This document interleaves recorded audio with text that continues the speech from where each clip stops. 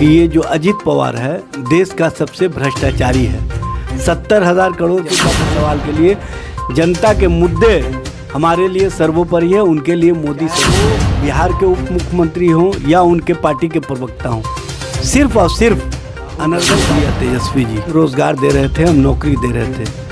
हम देश की जो संस्कृति है उसको मजबूत, अन्यायपूर्ण व्यवहार हो रहा है लोगों के साथ, किसानों के साथ जिस तरह से अन्यायपूर्ण व्यवहार हो रहा है, युवाओं को रोजगार के मामले में रोजगार देने वाला था, जो नौकरी देने वाला था, जो बिहार में आरक्षण व्यवस्था को बढ़ाने वाला था। नमस्कार, AKR 8 मिनट में आपका स्वागत है। मैं अनिल कुमार, आप देख रहे हैं बिहार न्यूज लाइव। जिस तरह से बिहार में लोकसभा चुनाव को लेकर सियासत राजनीतिक हो रही है, यहीं पर देखा जाए पूरे भारत में तो दो गठबंधन प्रमुख रूप से चर्चा में है। अगर इंडिया गठबंधन की बात किया जाए, जिसमें तमाम पार्टी, कांग्रेस के नेतृत्व में, RJD के नेतृत्व में तमाम 26 पार्टी दल शामिल है। अगर वहीं पे NDA की बात किया जाए तो NDA BJP के नेतृत्व में कार्यकाल कर रही है। कल बिहार में राहुल गांधी जी का भारत जोड़ो न्याय यात्रा आ चुका है और कल के दिन तेजस्वी जी ने उनको स्वागत किया, अपने जीप पर बैठाकर लोगों से रूबरू कराया, लोगों से मिलाया। आइए तमाम बातें पर चर्चा करते हैं। हमारे साथ जुड़े हुए हैं RJD के प्रवक्ता एजाज अहमद सर। तो सर, सबसे पहले आपका तो स्वागत है चैनल में। बहुत धन्यवाद सर। ये बताइए, जिस तरह से तेजस्वी जी राहुल गांधी जी को स्वागत किए, इसके पीछे क्या लोकसभा चुनाव के लेकर कुछ सियासत राजनीति है सर? नहीं, देखिए, हम लोग कोई वोट की राजनीति नहीं करते हैं। वो लोग राजनीति करते हैं सत्ता के लिए, स्वार्थ के लिए। हम राजनीति करते हैं इंसान और इंसानियत के लिए, मुद्दे के लिए, जनता के सवाल के लिए, जनता के सवालों को हल करने के लिए। और उस दिशा में आप देख रहे हैं कि जिस तरह से नफ़रत का माहौल पूरे देश में खड़ा कर दिया गया, हमने 17 महीने के सरकार में उस नफ़रत के माहौल से न सिर्फ बिहार को बल्कि देश को भी एक संदेश दिया कि नफ़रत करने वालों के ख़िलाफ़ रोज़गार और नौकरी की जो हम राजनीति कर रहे हैं, ये कहीं ना कहीं सकारात्मक राजनीति है, सकारात्मक सोच है। और इसको बिहार का हर एक नौजवान पसंद किया।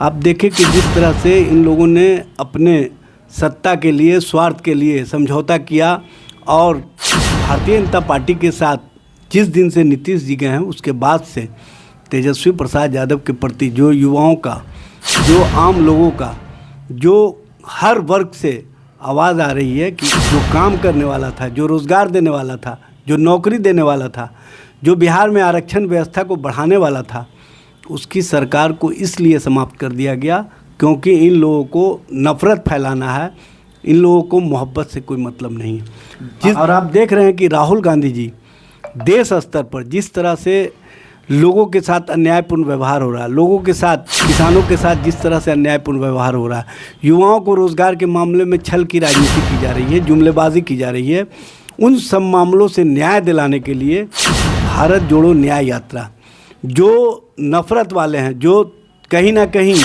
भारत की जो संस्कृति है, जो भारत की सोच है, उसके ख़िलाफ़ जा कर के जो काम करने वाले लोग हैं, उसको हम बताने का काम कर रहे हैं कि देश और देश के लोगों के लिए मोहब्बत ज़रूरी है, देश और देश के नौजवानों के लिए रोज़गार ज़रूरी है, देश के आम आवाम के लिए आरक्षण व्यवस्था में बढ़ोतरी ज़रूरी है।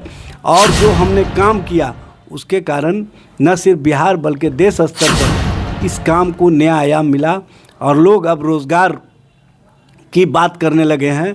अब भारतीय जनता पार्टी से पूछने लगे हैं कि कहाँ गया मेरा रोज़गार, जो हर साल आपने 2 करोड़ रोज़गार का वादा किया था। इसलिए भारतीय जनता पार्टी जनता के बीच में जवाब नहीं दे करके कहीं ना कहीं राजनीतिक जोड़ तोड़ में लगी हुई है। और जो धर्म और भरम की राजनीति करते थे उनको भी कहीं ना कहीं जनता ने ये बता दिया है कि हम अब इस झमेले में, इस राजनीति में फंसने वाले नहीं हैं।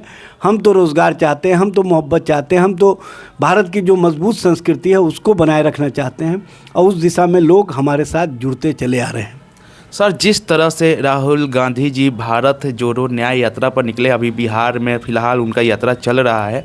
कल जिस तरह से तेजस्वी जी उनको रिसीव किए, जीप पर बैठाकर तमाम फोटो वीडियो वायरल हो रहा है, तमाम लोग अपना अपना पक्ष रख रहे हैं।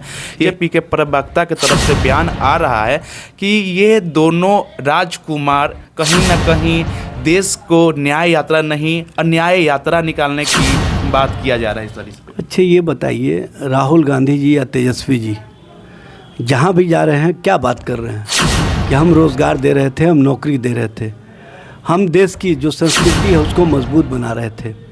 वो तो कभी ऐसा अनर्गल बात नहीं कर रहे हैं। लेकिन भारतीय जनता पार्टी के नेता, चाहे वो बिहार के उप मुख्यमंत्री हों या उनके पार्टी के प्रवक्ता हों, सिर्फ और सिर्फ अनर्गल बात करते हैं, अपसंस्कृति वाला भाषा इस्तेमाल करते हैं और उनकी भाषा में कोई भी जनता की बात नहीं होती है, जनता के हित की बात नहीं होती है, जनता के लिए बात नहीं होती है। जबकि हम जो बात बोलते हैं वो जनता के लिए, जनता के सवाल के लिए, जनता के मुद्दे हमारे लिए सर्वोपरि है, उनके लिए मोदी सर्वोपरि है। जहाँ पर व्यक्ति सर्वोपरि हो जाएगा वहाँ पर राष्ट्र को नुकसान होगा।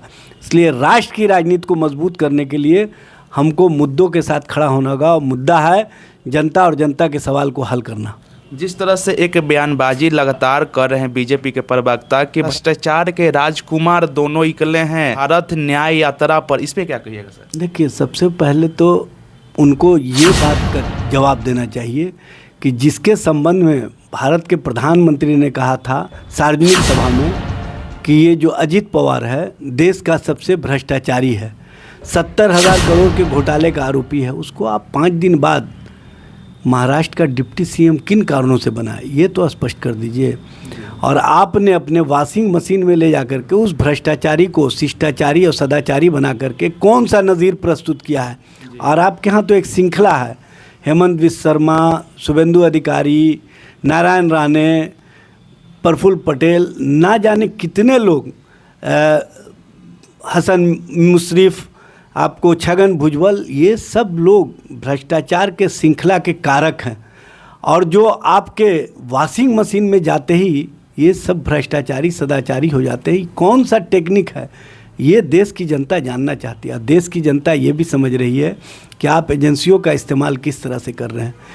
इसी संबंध में भारत सरकार के जो भारत के पूर्व मुख्य न्यायाधीश हैं रमन्ना साहब, उन्होंने कहा था कि सीबीआई, आईटी, ईडी को अपने विश्वसनीयता को बनाए रखने के लिए बेहतर ढंग से काम करना चाहिए और बेहतर तरीका अपनाना चाहिए। लेकिन किस तरह का काम हो रहा है ये देख रहे हैं। और केंद्र सरकार को निर्देशित किया था कि इन एजेंसियों का बेहतर व्यवस्था के लिए और इनकी निष्पक्षता पर कोई सवाल खड़ा नहीं हो, इसके लिए एक आयोग बना दे। लेकिन भारत सरकार ने किया नहीं। किस तरह से वर्मा को ईडी का एक्सटेंशन पर एक्सटेंशन देते रहे, जबकि माननीय न्यायालय का आदेश था कि इनको एक्सटेंशन नहीं दिया जाए। तो किस तरह की राजनीति आप कर रहे हैं ये देश देख रहा है, देश की जनता आप जानना चाहती है। सर, लास्ट प्रश्न, क्या आप इसी तरह की राजनीति करेंगे?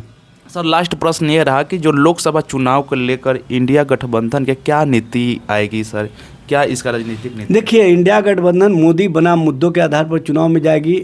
हमारा मुद्दा है महंगाई, हमारा मुद्दा है भ्रष्टाचार को सदाचार और शिष्टाचार का रूप देने वालों को बेनकाब करना, हमारा मुद्दा है हम दो हमारे की नीतियों को बेनकाब करना।